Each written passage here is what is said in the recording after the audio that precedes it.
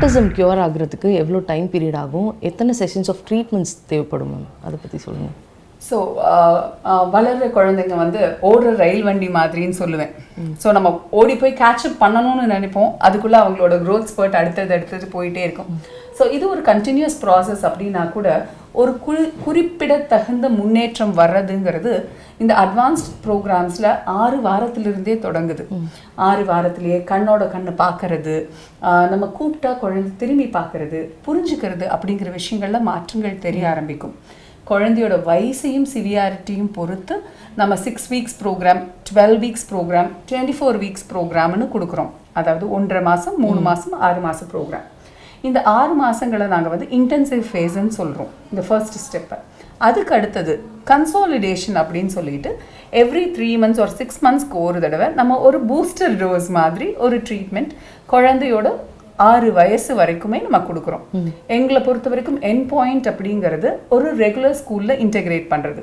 ஒரு regular school போகும்பொழுது குழந்தைக்கு தேவையான ஸ்டிமுலஸ் அந்த ஸ்கூல் என்விரான்மெண்ட்லேயே கிடைச்சிடும். அப்படிங்கிற போது ட்ரீட்மெண்ட்டுக்கான தேவை அதுக்கப்புறம் அதிகமாக இருக்கிறது இல்லை.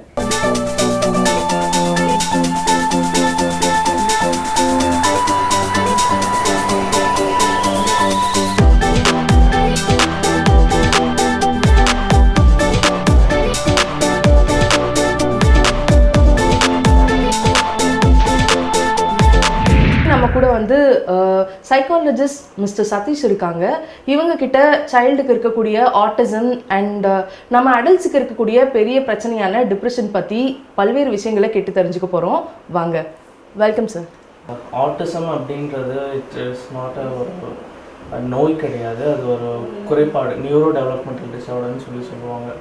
இப்போ சாதாரணமாக ஒரு நோய் அப்படின்னு வரும்போது அதுக்கு ரொம்ப ஈஸியாக மருந்து மாத்திரை ட்ரீட்மெண்ட்ஸ் வந்து ரொம்ப ஈஸியாக கொடுத்து அது உடனே குணப்படுத்த முடியும். இது ஒரு குறைபாடு அப்படின்னும் போது லைக் இதுக்கு வந்து ஒரு லாங் இன்டர்வென்ஷன்ஸ் தேவைப்படும். இப்போ ஆட்டிசம்னு வரும்போது இப்போது எல்லாருக்கும் பார்த்திங்கன்னா வந்து எல்லாருக்கும் தெரிஞ்ச விஷயங்கள் வந்து இப்போது கண்ணோட கண் பார்த்து பேச மாட்டுறாங்க, இல்லை பேச்சு குறைபாடு இருக்கும். ஸோ இந்த மாதிரி ரொம்ப சாதாரண சிம்பிள் சிம்டம்ஸ் மட்டும்தான் தெரியும். இதை தாண்டி இன்னும் நிறைய விஷயங்கள் இருக்குது.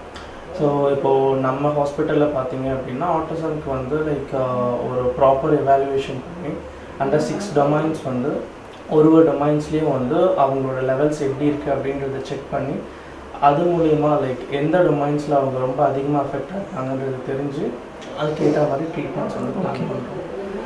இப்போது அதில் நான் சொல்கிற 6 டொமைன்ஸ் மெயினாக பார்த்தீங்க அப்படின்னா இப்போது ஒருத்தவங்க மற்றவங்க கூட எப்படி பழகுறாங்க, மெயினாக இந்த ஆட்டிசம் குழந்தைங்க எல்லாருக்கூடையும் ஒரு பாண்ட் க்ரியேட் பண்ணுறாங்களா, அவங்க எல்லாருக்கூடையும் நார்மலாக பழகுறாங்களா இல்லையா அப்படின்ற விஷயங்கள், அது ரிலேட்டடான நிறைய விஷயங்கள் செக் பண்ணுறோம். அதுக்கப்புறம் அவங்களோட உணர்ச்சி அந்தந்த சிச்சுவேஷனுக்கு ஏற்ற மாதிரி அவங்க உணர்ச்சிகள் வந்து வெளிப்படுத்துகிறாங்களா, அந்தந்த லைக் இல்லை அழுதா ரொம்ப நேரம் அழுதுகிட்டே இருக்கிறது, சிரித்தா ரொம்ப நேரம் சிரிச்சுக்கிட்டே இருக்கிறது, இந்த மாதிரி விஷயங்கள்லாம் அதில் செக் பண்ணுறோம். அதுக்கப்புறம் பார்த்திங்கன்னா அவங்களோட லாங்குவேஜ், அவங்களோட பேச்சு திறன், அவங்களோட கம்யூனிகேஷன் ஸ்கில்ஸ் எல்லாமே வந்து எப்படி அஃபெக்ட் ஆகிருக்கு. ஒரு சிலர் பார்த்திங்கன்னா ஒரே வார்த்தையை திரும்ப திரும்ப சொல்லிக்கிட்டே இருப்பாங்க, ஒரு சிலருக்கு வந்து அந்த கம்யூனிகேஷன் டெவலப்பே ஆகிருக்காது. ஸோ இந்த மாதிரி விஷயங்கள் எல்லாமே டீட்டெயில்டாக வந்து அசஸ் பண்ணுறோம். அது கூட வந்து பார்த்திங்கன்னா அவங்களோட பிஹேவியர்ஸ் வந்து ரொம்ப மெயின்.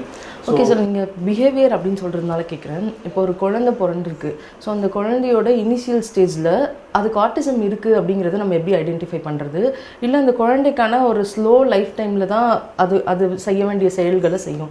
ஸோ இது ரெண்டுத்தையும் வந்து எப்படி டிஃபர் பண்ணி ஒரு பேரண்ட்ஸ் வந்து தெரிஞ்சுக்க முடியும், அதை பற்றி சொல்லுங்கள் சார். ஆக்சுவலி பார்த்தீங்கன்னா வந்து ஒரு வயசுக்குள்ளவே வந்து ஒரு சில விஷயங்கள் வந்து தெரிய ஆரம்பிக்கும்.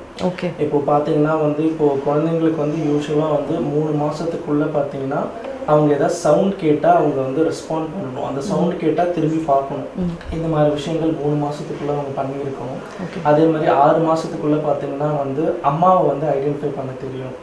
அவங்களுக்கு ஏதாச்சும் ஒன்று வேணும் அப்படின்னா அதுக்கு அந்த ப்ளஷருக்கு வந்து அவங்களுக்கு அழ தெரிஞ்சிருக்கணும், அவங்களுக்கு பசிக்குதுன்னா அழ தெரிஞ்சிருக்கணும். இப்போ ஆட்டிசம் இருக்கிற குழந்தைங்க பார்த்தீங்கன்னா வந்து அந்த பசி எதுவுமே இல்லாமல் அவங்க அப்படியே ரொம்ப அமைதியாக கூட இருப்பாங்க. ஸோ இந்த மாதிரி விஷயங்கள் இருக்கும். ஒரு 9 மந்த்ஸில் வந்து அவங்க சின்னதாக சவுண்ட் ப்ரொடியூஸ் பண்ண ஆரம்பிச்சிருக்கணும். ஒரு சில வார்த்தைகள் சொல்ல ஆரம்பிப்பாங்க அவங்களோட 1 வயசுக்குள்ள. ஸோ இந்த மாதிரி விஷயங்கள் எல்லாமே வந்து பார்த்திங்கன்னா வந்து ஆட்டிசம் இருக்குது அப்படின்னா இந்த மாதிரி விஷயங்கள்லாம் கொஞ்சம் பாதிப்பு இருந்திருக்கும். ஸோ இது சில பேருக்கு வந்து ஒரு டிலே மாதிரி கூட இருக்கலாம். 1 இயருக்கு அப்புறம் கூட இதெல்லாம் டெவலப் ஆகலாம். ஸோ ஆட்டிசம் அப்படின்றத நம்ம ப்ராப்பராக டயக்னோஸ் பண்ணுறதுக்கு வந்து 3 வயசுக்கு அப்புறம் தான் பண்ண முடியும். ஓகே. பட் அதுக்கு முன்னாடி இந்த மாதிரி சின்ன சின்ன விஷயங்கள், இந்த டிலேஸை வந்து நம்ம ஐடென்டிஃபை பண்ணோம் அப்படின்னா லைக் அப்போவே நம்ம வந்து இன்டர்வென்ஷன்ஸ் எடுக்கவும் ஸ்டார்ட் பண்ணலாம். 1.5 2 இயர்ஸ்லேருந்து கூட இன்டர்வென்ஷன்ஸ் எடுக்க ஸ்டார்ட் பண்ணலாம். ஓகே. அப்போவே அந்த டிலேஸை வந்து நம்ம வந்து சார்ட் அவுட் பண்ணுறோம் அப்படின்னும் போது மேபி அது 3 இயர்ஸ்க்கு அப்புறம் ஒரு ஆட்டிசம் ஃபுல் ஃப்ளெஜ்டு ஆட்டிசமாக டெவலப் ஆகிறத நம்மளால் வந்து கொஞ்சம் ப்ரிவென்ட் பண்ணிக்கலாம்.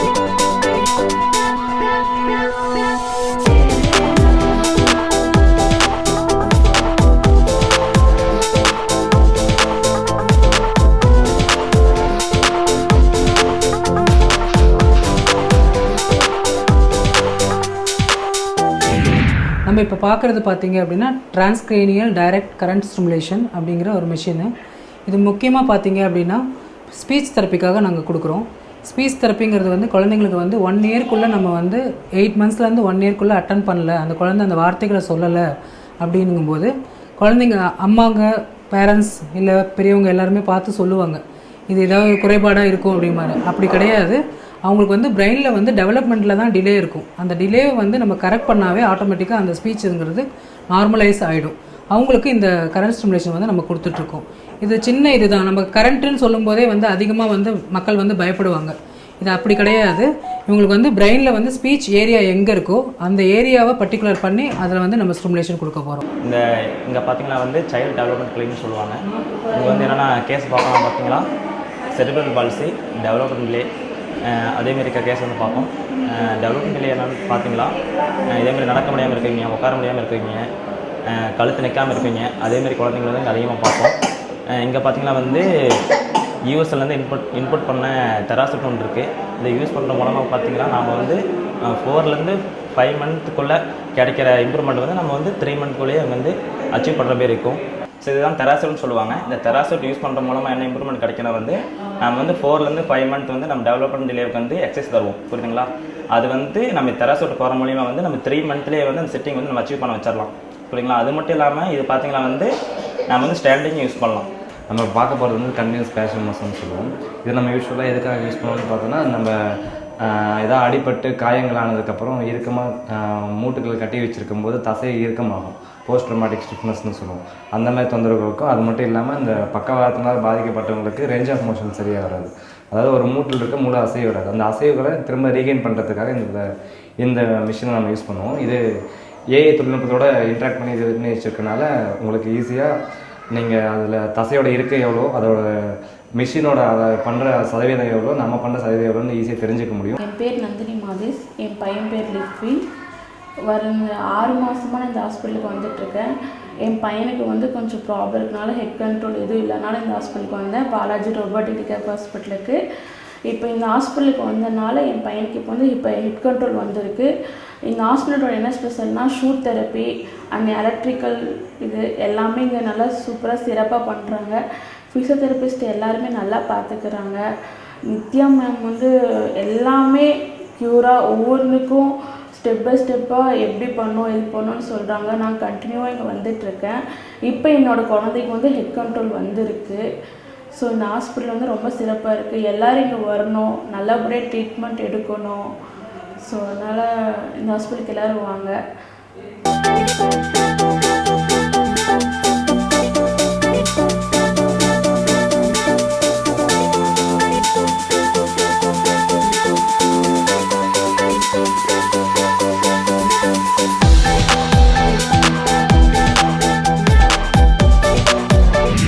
பேருக்கு வந்து நீ ரீப்ளேஸ்மெண்ட் சர்ஜரி அப்படின்னா ஒரு பயம் இருக்கும் மேம். ஸோ அப்படி பயப்படுறவங்களுக்கு இந்த ரீப்ளேஸ்மெண்ட் சர்ஜரி பண்ணாமலேயே ஏதாவது ஆப்ஷன்ஸ் இருக்கா, இல்லை என்ன மாதிரியான தெரப்பி இங்கே நீங்கள் கொடுத்துட்ருக்கீங்க, அதை பற்றி சொல்லுங்கள் மேம். ஓகே. ஸோ முட்டு தேய்மானம் அப்படின்னு நம்ம சொல்கிறது என்னன்னா, இந்த முட்டுகளுக்கு நடுவில் இருக்கிற சவ்வு இருக்கு இல்லையா, இதை தான் தேய்மானமாகிறது தான் நம்ம வந்து முட்டு தேய்மானம்னு சொல்கிறோம். ஓகே. ஸோ இந்த சவ்வை நம்ம சரி பண்ண முடியாமல் தான் என்ன பண்ணுறோம், இதிலிருந்து இது வரைக்கும் ஃபுல்லாகவே முட்டியை வந்து மாற்றி வைக்கிற மாதிரி ஆகிடுது. ஓகே. இப்போது அட்வான்ஸ்டு ட்ரீட்மெண்ட் மூலமாக இந்த ரீப்ளேஸ்மெண்ட்டுக்கான மாற்று இருக்கு. Replacement surgeries R safe. ஆனால் அது வேண்டாம், எனக்கு வேறு நான் சர்ஜிக்கல் க்யூர் வேணுங்கிறவங்களுக்கு ஆப்ஷன்ஸ் நிறைய இருக்குது. இப்போ தேய்மானத்தை 4 வகையாக பிரிக்க முடியும். ஒன்று கிரேட் 1, 2, 3, 4ன்னு. இந்த கிரேட் 1 அப்படிங்கிறது இப்போ தான் தேய்மானம் தொடங்கி இருக்கு. அப்படிங்கிறவங்களுக்கு நம்ம ஓரல் மெடிகேஷன்ஸ், அதாவது வாய் வழியாக இந்த சவ்வை சுரக்க வேண்டிய சப்ளிமெண்டேஷன்ஸை கொடுக்கறது மூலமாகவும் அந்த முட்டை சுற்றி இருக்கிற தசைகளை ஸ்ட்ரெங்தன் பண்ணுற மூலமாகவுமே நம்மளால் வந்து பெயினை வந்து நல்லா குறைச்சிட முடியும். டிசீஸ் ப்ரோக்ரெஷனை கொஞ்சம் ஹோல்டில் வைக்க முடியும். இந்த ஓரல் மெடிகேஷன்ஸ், வாய் வழியாக சாப்பிட்ற மருந்துங்கிறது ஒரு 45 நாள் சாப்பிட வேண்டிய ஒரு மெடிகேஷன் கோர்ஸ். இந்த மெடிகேஷனை எவ்ரி இயர் இல்லை எவ்ரி 6 months அந்த மாதிரி உங்களோட தேய்மானத்துக்கு ஏற்ற மாதிரி நம்ம எடுத்துக்கிட்டோம்னா இந்த ப்ரோக்ரெஷனை செட்டில் பண்ண முடியும். ஓகே. இதில் செகண்ட் ஸ்டேஜ் கிரேட் 2 ஆயிடுச்சு அப்படின்னா என்னென்னா தேய்மானம் சிக்னிஃபிகண்ட்டாக வந்துடுச்சுன்னு அர்த்தம். அப்போது நம்ம ஊசி மூலமாக, எப்படி இப்போ இன்சுலின் இல்லை சுகர் இருக்குது, இன்சுலின் வந்து ஊசி மூலமாக போட்டுக்கிறோம் இல்லையா, அதே மாதிரி அந்த மூட்டு சவ்வுகளுக்கு நடுவில் இந்த இடத்துல, இப்போ இதுதான் உங்கள் மூட்டு அப்படின்னா இது வந்து வலது மூட்டு. ஸோ இந்த வலது மூட்டுங்கும் போது இந்த இடத்துல ஒரு சின்ன ஊசி மூலமாக இந்த சவ்வை வந்து ஒரு திக்கான விளக்கெண்ணெய் போல் ஒரு இன்ஜெக்ஷன் இருக்குது. So that's called collagen replacement treatment. Okay. So நம்ம அதை வந்து ஒரு 6 to 8 ml இருக்கிற இன்ஜெக்ஷனை நம்ம அதுக்குள்ளே போடுவோம். அப்போது ஒரு ஸ்ட்ரக்கான ஒரு கிரில்லுக்கு நடுவில் எண்ணெய் போட்டால் எப்படி உங்களுக்கு ஃப்ரீ ஆகிடும் இல்லையா? ஸோ அந்த மாதிரி இந்த முட்டுகளுக்கு நடுவில் இந்த சவ்வு வந்து அந்த எண்ணெய் வந்து தங்கி இருந்து மூட்டு தேய்மானம் அதிகமாகிறத தவிர்க்கும். இந்த இன்ஜெக்ஷனை எவ்ரி 2 years நம்ம வந்து ரிப்பீட் பண்ணிக்கிட்டே இருக்க வேண்டியிருக்கும்.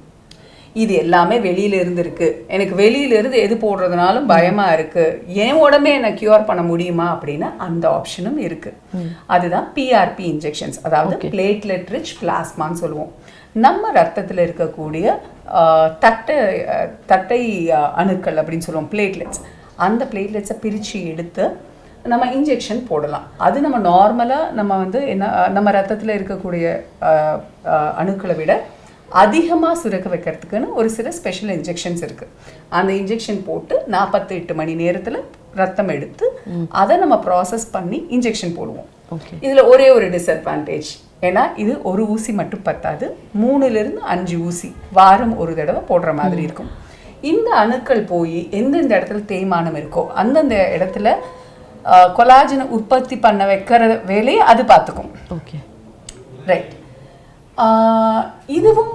இதுக்கும் அட்வான்ஸ்டாக வேறு ஏதாவது இருக்கா அப்படின்னா, ஒரே இன்ஜெக்ஷன் எல்லாம் சரியாகணும் அப்படின்னு கேட்குறவங்க இருக்காங்க இல்லையா? ஸோ அந்த மாதிரி ஒரே இன்ஜெக்ஷனில் சரி பண்ணணும்னா ஸ்டெம் செல் இன்ஜெக்ஷன்ஸ் இருக்குது. இந்த ஸ்டெம் செல் இன்ஜெக்ஷன்ஸ் 2 வகையாக இருக்குது. ஒன்று, நம்ம இடுப்பில் இருக்கிற குருத்தெலும்பில் நம்ம மீசன்கைமல் ஸ்டெம் செல்ஸ் எடுத்து ப்ராசஸ் பண்ணி போடலாம். அது ஒரு மைனர் ப்ரொசீஜர் மாதிரி, கொஞ்சம் மரத்து போகிற மருந்துகளை தான் போட்டு ஒரு நாள் ஹாஸ்பிட்டலில் தங்கி இருந்து பண்ண வேண்டிய விஷயம். இதுவும் வேண்டாங்கிறவங்களுக்கு இந்தியாவில் நமக்கு ரெடிமேட் ஸ்டெம் செல் இன்ஜெக்ஷன்ஸும் இருக்குது, ஆஃப் த ஷெல்ஃப். நம்ம எப்படி நம்ம வந்து ஒரு வலிக்கு ஒரு ஊசி வாங்கிறோமோ அந்த மாதிரி ஸ்டெம் செல்ஸையுமே நம்ம வந்து வாங்கி ஊசி போட முடியும். இந்தியாவிலேயே உலகத்திலேயே ரொம்ப கம்மியான நேஷன்ஸில் மட்டும்தான் இந்த ஸ்டெம் செல் இன்ஜெக்ஷன்ஸ் கமர்ஷியலாக அவைலபிளாக இருக்குது. அதில் இந்தியா ஒரு முன்னோடி அப்படிங்கிறதுல நமக்கு ரொம்ப பெருமைப்படணும் நம்ம. அண்ட் இந்த இன்ஜெக்ஷன்ஸ் போடும்போது, ஸ்டெம் செல் இன்ஜெக்ஷன் போடும்பொழுது நம்ம ரிப்பீட்டடாக போட வேண்டிய அவசியமே இல்லாமல் போயிடும். ஓகே. ஏர்லியாக இருக்கும் பொழுது போடும்போது, கிரேட் 2ல் இருக்கும்போது நம்ம ஒரு இன்ஜெக்ஷன் போடுறோம், 3ல் இருக்கும்போது இன்ஜெக்ஷன் போடுறோம் அப்படின்னா அது அந்த ஸ்டெம் செல்ஸ் போய் முழுமையாக அந்த செவ்வாவே மாற ஆரம்பிச்சிடும் அங்கே இருக்கிற ஸ்டிமுலேட்டிங் ஃபேக்டர்னால. ஸோ நமக்கு திருப்பி அந்த தேய்மானத்தை ஏஜ் ரிவர்சல் மாதிரி. ஸோ நம்ம முன்னாடி சொன்ன கொலாஜன் இன்ஜெக்ஷன், பிஆர்பி எல்லாம் டை அடிக்கிற மாதிரி அப்படின்னா இது நிஜமாவே முடி கருப்பாகிற மாதிரி.